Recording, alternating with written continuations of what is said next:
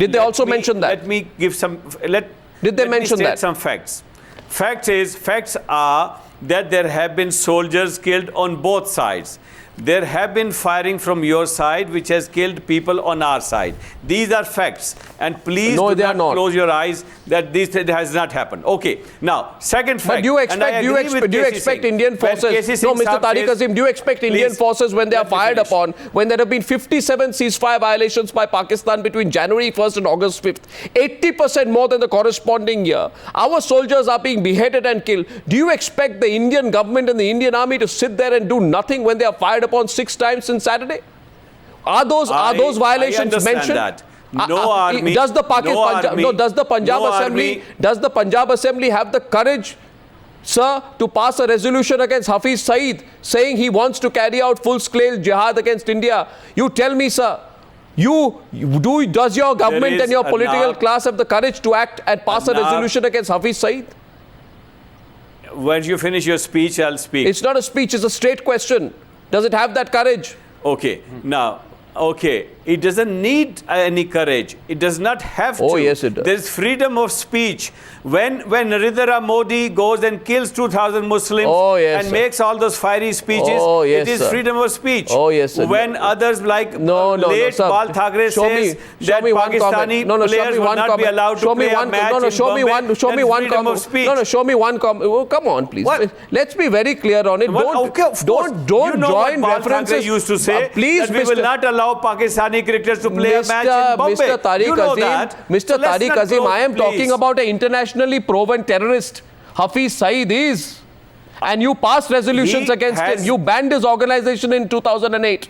And today he says, I'll carry out jihad. My question to you was, why don't all organizations which have got a terrorist links will be banned. We have banned him. We have house arrested him. Really? But we cannot go and arrest people simply because India says so. Not because India says so. I'll ask you, many people in India. He's dictating terms to your government. Samjhauta Express. He's dictating terms to your government. He decides whether the MFN status is granted or not. A serving colonel was involved in Samjhauta Express. You know that. Sir, the colonel is in jail. The legal process is on. Nobody in India stands there. Name one. Okay, I challenge you tonight on television because you're going on saying this. No, Mr. Azim. Mr. Azim. At the moment, there are seven people facing trial in Pakistan. So, Mr. Azim, I want you to, because you're going on about this, I have a comment of Hafiz Saeed, okay? He says full-scale armed jihad will begin in Kashmir, right? And he says there should be jihad across India. I want you to name one Indian who says something to that effect vis-a-vis Pakistan. One Indian. Name one. Name one. Name one who says that we will begin an armed insurrection against the state of Pakistan and the people of Pakistan. Name one. What happened in Sharm el-Sheikh? What is happening in Balochistan? Oh, so now you want to take the cover of Sharm el-Sheikh? Yes.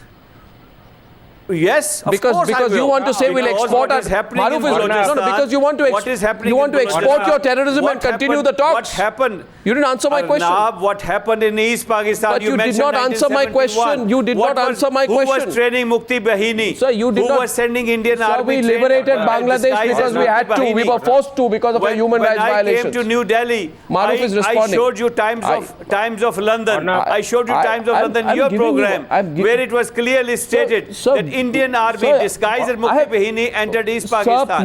Was not that interference in our affairs? The Pakistani army surrendered in Bangladesh. That is well known, but Maruf is responding to you. After you moved in, after your army moved in, Mr. Tariq Azim sir. Mr. Tariq Azim sir, I don't want to rub salt on your wounds about East Pakistan, but let me give you one fact. You go to Dhaka, go up the steps of Dhaka Club. All the photographs lined up are photographs of Pakistani-led genocide. Now, those are the Bangladeshis, your so-called cousins, who are saying this. I'm not saying it. So don't keep blaming us for doing something wrong. You got marginalized and finally, you got embarrassed in Bangladesh, East Pakistan, because of the high-handedness of your armed forces and other Jamaati elements. That's recorded history. Bangladesh is still reeling under the impact of that. Now, in terms of Samjhauta Express and other things, let me give you one simple rider to it, sir. If you can keep using that as a fig leaf to hide your embarrassment, that's your call. But let's get a little real, sir. Samjhauta Express or whatever, the level of massacres that we have seen in other cities in India, particularly in Mumbai, has had no response from your state. Now, you are the one advocate who says we want to have good relations. So what steps have you taken to justify to India that you actually mean to do something worthwhile in the bilateral process? Or are we going to just live with false promises like we lived with Zulfikar Bhutto's false promises in the Shimla agreement, where he said, bharosa kijiye, and then he broke the bharosa? Please tell me, Maroof Sahib, did India not train Mukti Bahini? Did they not enter East Pakistan, Indian army dressed as Mukti Bahini? Am I not right? Was not reported in all the international press what you did in East Pakistan? It's not true that what is happening in Balochistan today. KC Singh is responding to you. I have 4 minutes on this debate. I have 4 minutes on the debate. 71 seems to be the touchy point today. 71 seems to be 1971. 1971. I'm talking about what is happening in Balochistan today. Mr. Tariq Azim, I empathize. I empathize. 1971, Maroof. No, Maroof. We can keep trading allegations, but talk to your friends in Dhaka and they'll tell you who did right or who did wrong. Absolutely. KC Singh responding to Tariq Azim. Not even that. Let me explain to Mr. Azim, I hope you have heard of a concept called responsibility to protect. It is discussed in the UN. It is universally accepted. It's the basis on which the Europeans went into Libya. It's a responsibility to protect, which we were exercising in 1971 to cut out the genocide taking place there. And your chief collaborator has just been sentenced in the trials. He should have been sentenced to death, but that's been commuted in terms of his age to life sentence. And these were your collaborators in that country. There's a trial going on there now. So anyway, for God's sake, wake up. Government there at the moment who will take India line. So, Mr. Azim, we can keep rigging up the past. Let's look a little ahead in the future. And I think the future lies in taking control of these elements, whether they are state or non-state actors. If your army is so powerful, they must exercise control. If they're not in control, then I don't know who we should be talking to. And even Manmohan Singh, who seems to be favorably inclined to talking to you, I think he doesn't know who to talk to. No, it's a given. It's an obvious point. So the question here is, and I'd like to go to Syed Tariq Pirzada before I close this. You see the danger of the path. Making me wait like 25 minutes. No, I haven't made you wait 25 minutes. I've made you wait about 11 minutes only. So that figure is inappropriate, sir. But my question here is, and others also listened to you for 6 or 7 minutes while you were speaking. So, Mr. Pirzada, don't worry. You're very good at taking your turn. My question to you, sir, is a broader level. We are concerned not just for the peace process. Because frankly, everybody in India knows this peace process is the road to nowhere. It's not going to go anywhere. This is cosmetic. This whining, dining, track 1, track 2, track 3, track 4 is good for people who want to go on these expensive India-Pakistan junkets. It's not good for the people of this country. My point is, Mr. Pirzada, are you worried for your own country? You've had an elected government, which is, one second, I'll take exactly 15 seconds. You count me now. You have an elected government which has done a U-turn because of pressure from Hafiz Saeed and hardline groups and undone whatever it wanted to do after winning an election, using India and a better relationship with India as one of the subjects. Is it going to be worth it? 4 months from now, you might look back and say these people are going to completely take over our country. And Mr. Syed Tariq Pirzada, 5 more seconds. People will say you are the main cheerleader. You are cheering them on while these radical groups were taking your country over. Number one, the radicals have not taken us over. Number two, India is on the wrong side of the history. The Indians must understand, the Indian leadership must understand that the core issue is Kashmir, Siachen, Sir Creek. If you don't resolve it, I assure you, I'm not warning you, I assure you, you will prove to be on the wrong side of the history. And this is neither 71 nor 65. These are two nuclear states. It's a strategic point I'm making. You're driving the situation to a war. No, Mr. Pirzada, we are still trying to tell you. We are still trying to tell you to see reason.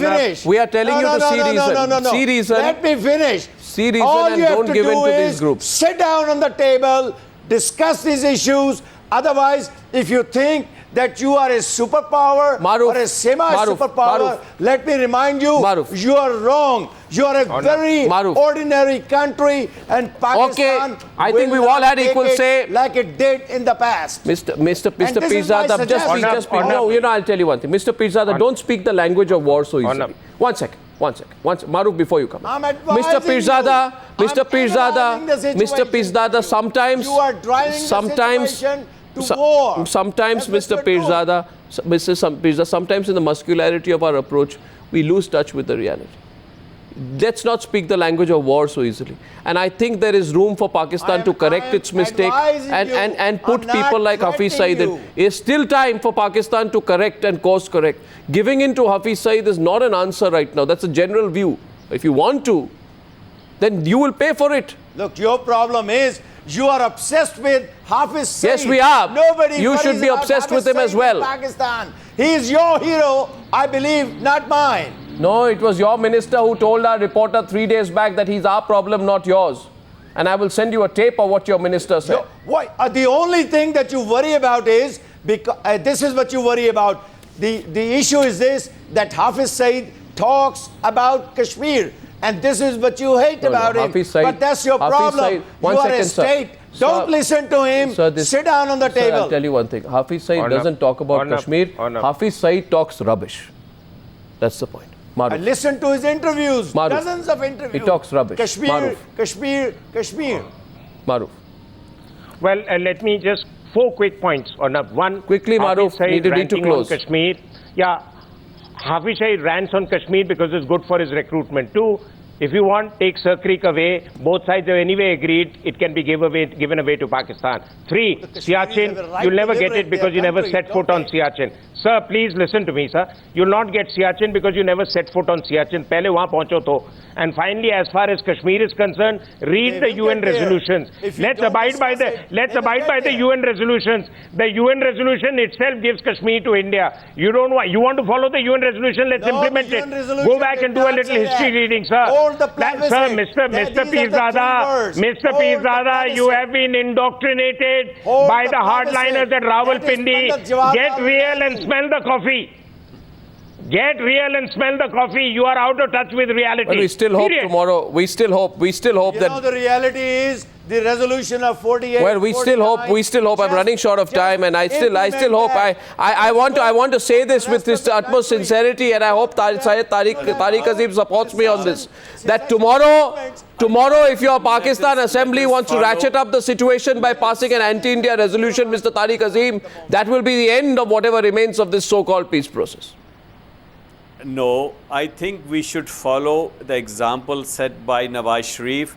He said 2 days ago, it is up to the leadership of both countries to de-escalate, to calm down things. I think we should follow his advice on both sides of the border. I think India also owes it to its people. It owes to the region that we should de-escalate the tension that has been created on the border. So whether it is your own internal matter because of the elections coming up, I do not know. But whatever is the reason, I think your leadership, show the leadership quality and follow the Nawaz Sharif's advice that we should show example. By example, we should bring down the tension. And Nawaz Sharif, and that's the only way through dialogue resolve all the issues. Nawaz Sharif only needs to remember what he said in May. That's the only answer. And also all the paid Pakistani agents who are operating out of Jammu and Kashmir in the name of separatists, they too must learn some responsibility. We'll follow this, Mr. Azim, but I hope it doesn't go worse tomorrow. I hope your Pakistan Assembly does not make the mistake of passing a resolution against India. Because if it does, there will be consequences on the entire diplomatic process. We follow the story. Thank you very much for joining me on the News Hour tonight. Thank you, gentlemen.